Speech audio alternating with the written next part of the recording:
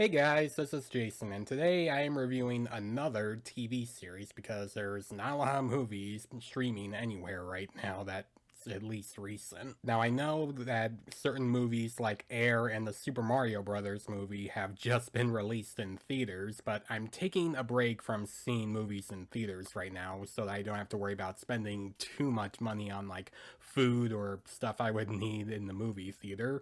I would just want to focus on some of the movies and TV shows that are just streaming for a while, so don't expect me to review those films yet. Maybe I will review Air and the Super Mario Brothers movie whenever they get released on streaming or on Blu-ray, but for now I am unfortunately gonna have to get past those unless something happens that would make me want to go see them. But I do want to see certain films like Evil Dead Rise and Guardians of the Galaxy Volume 3 in theaters. I do really want to see those, and since they're both right around the corner, I am hoping at some point I do get to see them and review them for my channel, but it's possible they could end up being late reviews too, so we'll see what happens there.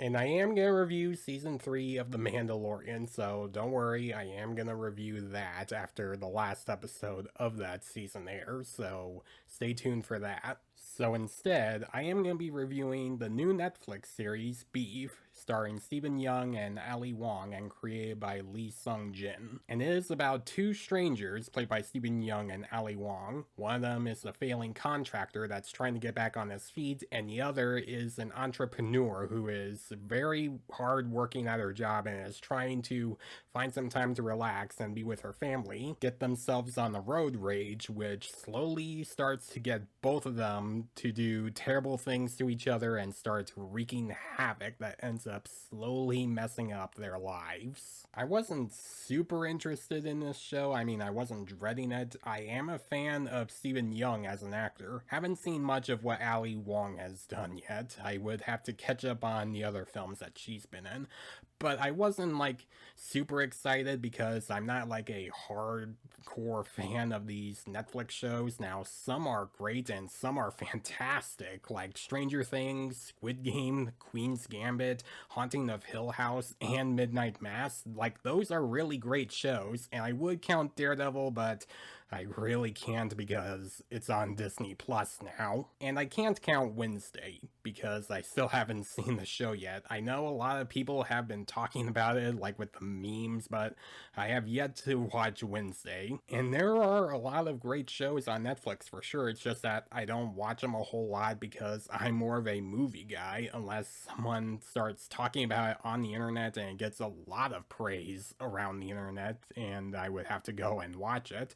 And now that I have seen the show, I will say it definitely deserves that praise because I do think this is a great Netflix series. From the first 7 minutes of this episode and you are introduced to the two main leads and you see their road rage, you do get to see a little bit of where their short temper comes from. Like Danny, played by Stephen Yeun, is a failed contractor that's trying to make money and try to have things go back on track with his life and impress his parents because he didn't get that much from his parents growing up, so he tries to borrow money from a former convict that he used to know back in the day, and his brother is trying to help him have a normal life and try to get him to stay out of trouble. So his life is a mess. And Amy is this very, very busy entrepreneur that is trying to find the time to relax and to spend time with her daughter and her husband, who is this rich billionaire that makes money off of making sculptures and vases. But unfortunately she can't because her boss is making her work a lot,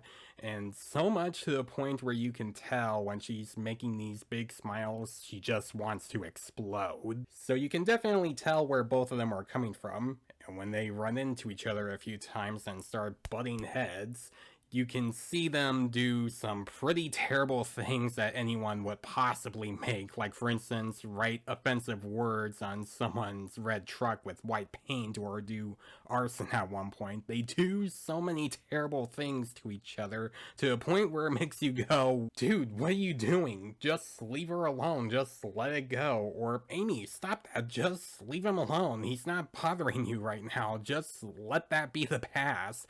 Like, this whole road rage thing poisons their minds that bad to a point where they do really bad things to each other, and you really don't want them to do that because it's the kind that'll ruin both of their lives and their families. And both Stephen Yeun and Ali Wong are great together in this show, especially Stephen Yeun, who I've been a fan of his ever since The Walking Dead, and he has really impressed me with some of the films he's in over the years, like Burning, which is a really good Korean thriller film, Nope, Invincible, as well as Minari, an Oscar-winning film, and this is definitely one of his best performances. Now, Ali Wong, I haven't seen her in a lot of stuff. I haven't seen like any of her comedy romance films or any of her stand-up stuff because I do know that maybe she is well known for being a comedian.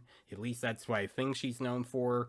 And in this series, I thought she was really good here as this character that goes through a lot. In fact, both of these two characters go through a lot. Now, what I'm saying about both of these two characters could put off some audiences because the story really doesn't get you to side with either one of them, technically, because you do understand where both of them are coming from and why they have so much anger fueled into them, but you can also kind of dread to see what else that they have to deal with in the process. Now, what I'm saying is that I'm not saying that these two characters are terribly written. I'm just saying that you can feel sympathy for them because you do get to learn more about them and start to feel bad for them, and you do want to see like at least like 12 or 15% of things to work out so that things don't go any worse than what they're doing. And the way I see it, it kind of depicts on how certain people can get easily angry over a road rage or something they maybe saw on the internet that made them really angry, and it becomes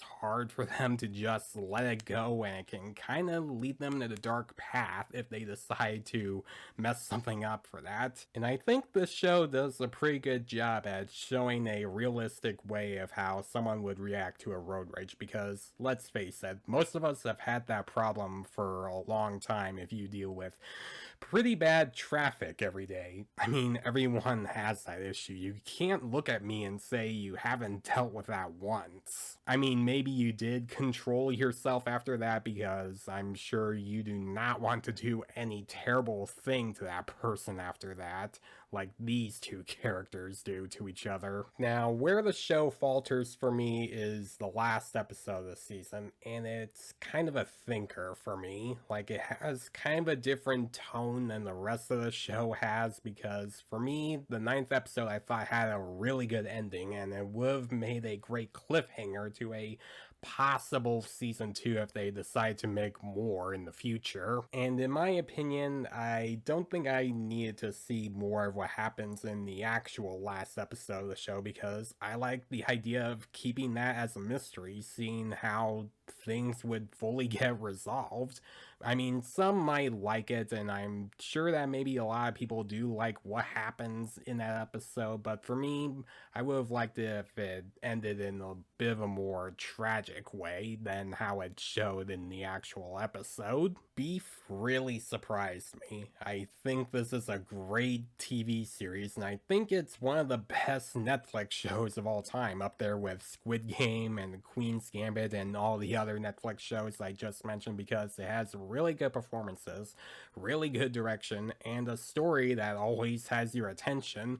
Like, if you are curious about wanting to watch Beef and you have a Netflix Netflix account, go ahead and watch Beef. It's really worth your time, and it does show a good depiction on how people can react to a road rage. And I know this show is not going to be for everyone because the two main leads are not very likable. Like, they do terrible things and they can kind of get annoying at times, but the reason I can give it a pass is because they do have some elements that do get you to understand where they're coming from, and you do start to feel bad for their families. And the way this is written and the way it's directed and the way it's acted, I actually think they pulled it off and made me accept that kind of stuff. I'm going to give Beef an A. I think it is a great series. Please watch it if you haven't yet. And if you have watched Beef, let me know how you feel about it in the comments below. Like, did you think it was a great series, or did you think this show was not all that great? And as always, if you like this review, please leave a like and subscribe to my channel so you don't miss a thing. Follow me on Facebook, Twitter, and Instagram. Look forward to more videos very soon. Thanks for watching, guys, and I'll see you in the next one.